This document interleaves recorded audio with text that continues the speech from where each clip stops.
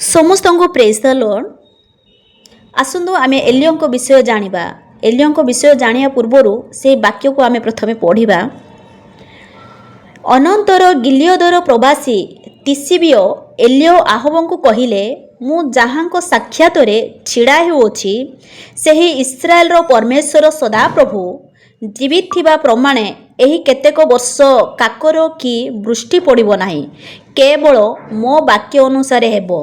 ए उतारे तांको निकटर सदाप्रभुंकर एही वाक्य उपस्थित हेला, जथा तुम्भे एठारु जाई पूर्व दिगकु फेरी जर्दन सम्मुखस्थ करित नदी निकटरे आपणाकु लुचाओ।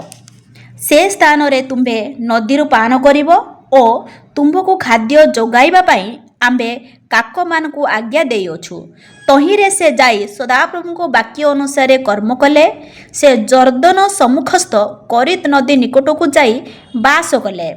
पुणी काक माने प्रातः काल रे रोटी ओ मांस पुणी संध्या बेले रोटी ओ मांस तांको पई आनिले आउ से नदीरु पान कले। पुणी देश रे वृष्टि नहिबा किछि काल उतारे नदी शुष्क होइगला। मोर प्रिय माने एही स्टोरी हेउछि वाक्य पढ़िबा मध्य रे बुझि जाइथिबे एलियो को विषय रे। एलियो जणे महान भाववादी थिले। एलियो आहबंको निकट जाई कहिले आगामी किछि वर्ष वर्षा हेबो नाही कि काकर मध्य पड़िबो नाही। एहा जीवंत ईश्वरको नाम रे मु कहूअछि।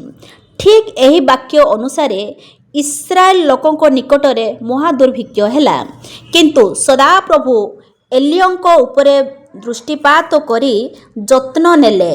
करित नदी निकटकू जीवा पई सदाप्रभु एलियोंको कहिले।